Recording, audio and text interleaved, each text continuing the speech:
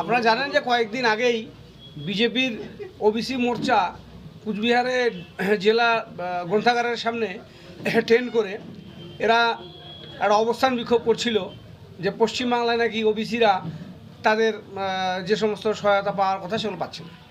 তো এটা কমপ্লিটলি এটা মিথ্যা ছিল এবং সেখানে আমাদের জেলার এমপি, দেশের স্বরাষ্ট্র দপ্তরের প্রতিমন্ত্রী, তিনিও সেখানে ওই অবস্থান মঞ্চ থেকে বিভিন্ন মিথ্যাচার করেছেন এবং এই মিথ্যাচারের বিরুদ্ধে আমরা বলেছিলাম যে যেদিন মণ্ডল কমিশনের রিপোর্ট আসলো বিশ্বনাথ প্রতাপ সিংয়ের মন্ত্রিসভায়, সেদিন কিন্তু বিজেপির ভূমিকা দেশে তাৎপর্যপূর্ণভাবে ওবিসি বিরোধী ছিল এবং সেই কমিশন বিরোধী তাদের বক্তব্য তারা তুলে ধরেছিলেন। তারপরে ওবিসির কে এই যে মর্যাদা পশ্চিমবাংলা মাননীয় মুখ্যমন্ত্রী দিয়েছেন এবং ওবিসি এ ওবিসি বি করে যারা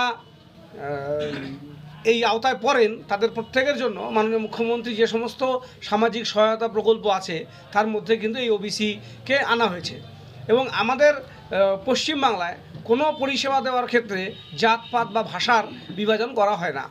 লক্ষ্মীর ভাণ্ডার যেমন ওবিসি ঘরের মায়েরাও পায়, তেমনই তপশিলি ঘরের মায়েরাও পায়, তেমনি যারা জেনারেল কাস্ট তারাও পায় এবং যে কোনো আবাস যোজনার ঘরের টাকাও একই সমভাবে বন্টন হতো।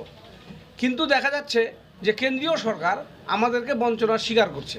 এখানে কুচবিহারে এসসি ভুক্ত মানুষের সংখ্যা বেশি, প্রায় মোট জনসংখ্যার 51% তপশিলি জাতিভুক্ত মানুষ।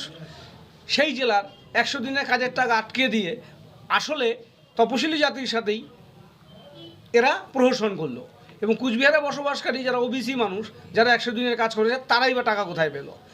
ওবিসি মানুষের আবাস যোজনার টাকাই বা কোথায় দেওয়া হলো? একইভাবে যেমন বঞ্চনা কেন্দ্রীয় সরকার করার ক্ষেত্রে বাংলায় কোনো জাতপাত দেখছে না, তেমনি আমাদের মাননীয় মুখ্যমন্ত্রী করার ক্ষেত্রে সামাজিক সহায়তা প্রকল্পের মধ্যে মানুষকে আনার ক্ষেত্রে সেটা দেখছে না। বিজেপি করবে বঞ্চনা আর আমরা করছি মানুষের পাশে থেকে জাতির সেবা, সেটা করছি।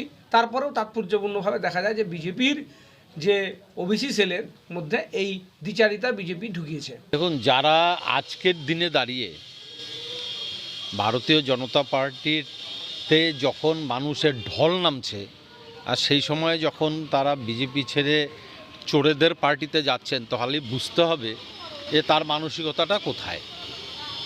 কারণ ভারতীয় জনতা পার্টি এখন যেই দিকে যাবেন দেখতে পাবেন যে মানুষ খালি একটাই কথা বলছে, সেটা হচ্ছে যে মোদি মোদি হয়তো মুমকিন হয়, মোদি গ্যারান্টি।